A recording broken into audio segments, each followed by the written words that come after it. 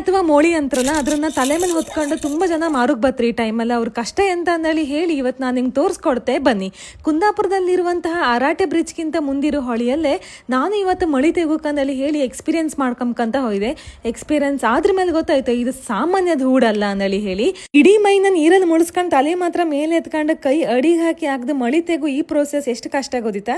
ಕೆಲವರು ಇದಕ್ಕೆ ಚಂಬ ಚರ್ಗಿ ಪಾತ್ರ ಅನ್ನಲಿ ಹೇಳಿ ಹಿಡ್ಕೊಂಡು ಹೋತ್ರ, ಕೆಲವರು ಈ ತರ ಕೊಳ್ಳಿ ಹಿಡ್ಕೊಂಡು ಹೋತ್ರ. ಇದ್ರನ್ನ ಸೊಂಟಕ್ಕೆ ಸೆಕ್ಸ್ಕೊಂಡು ಅದ್ರ ನೀರಲ್ಲಿ ಬಿಟ್ಟು ಮಳಿ ತೆಗೆದು ಅದಕ್ಕೆ ಹಾಕೋದು. ಇಲ್ಲೇ ನಮ್ಮ ಕಡೆ ಸೇರಿಗೆ ಖಾಲಿ 50 ರೂಪಾಯಿ ಇರೋದು.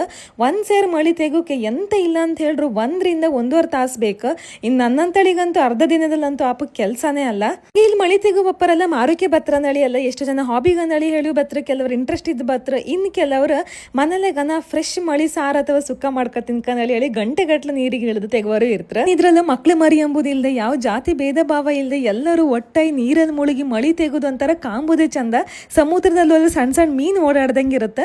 ಇನ್ನು ಇವ್ರು ಇಷ್ಟು ಏಜ್ ಅವರು ಇಷ್ಟು ಎನರ್ಜೆಟಿಕ್ ಆಗಿ ಇದ್ರಲ್ಲಿ ಕೆಲಸ ಮಾಡೋದ್ ಕಂಡು ನಾನೇ ಶಾಕ್ ಆಗಿ ಹೋದೆ. ನೀರಲ್ಲಿ ಮುಳುಗಿನೇ ಮಳಿ ತೆಗಿಕಂದೇಳಿ ಹೇಳಿ ಎಂತದೂ ಇಲ್ಲ. ಎಂತಕಂದ್ರೆ ಈ ತರ ಡ್ರೈ ಪ್ಲೇಸ್ ಅಲ್ಲೂ ಮಳಿ ಇರುತ್ತೆ, ಅದು ಒಂಥರ ಕೆಸರಿ ಗುಂಡಿ ತರ ಇರುತ್ತೆ, ಅದ್ರಲ್ಲೂ ಕೈ ಹಾಕಿ ಮಳಿ ತೆಗಿಲ್ಲ. ನೀರಲ್ಲಿ ಮುಳುಗುದು ಗಂಟೆ ಗಟ್ಲೆ ಇಲ್ಲಿ ನಿಂತ್ಕೊಂಡು ಮಳಿ ತೆಗೋದೇ ಒಂದು ದೊಡ್ಡ ಸಾಹಸ ಅಂದೇಳಿ ನಾ ಹೇಳುದಿಲ್ಲ. ಇನ್ನು ಇದ್ರಲ್ಲಿ ಇನ್ನೂ ಕಷ್ಟಕರದ ವಿಷಯ ಅಂತ ಗೊತ್ತಿತ್ತಾ, ಮಳಿ ತೆಗೋತಿಗೆ ಕಳ್ಳು ನಾಡನಲ್ಲಿ ಸಿಕ್ಕುತ್ತೆ, ಅದು ಕೂಡ ತಿಂಬಕ್ ಭಾರಿ ಅಂದ್ರೆ ಭಾರಿ ಟೇಸ್ಟ್ ಇರುತ್ತೆ.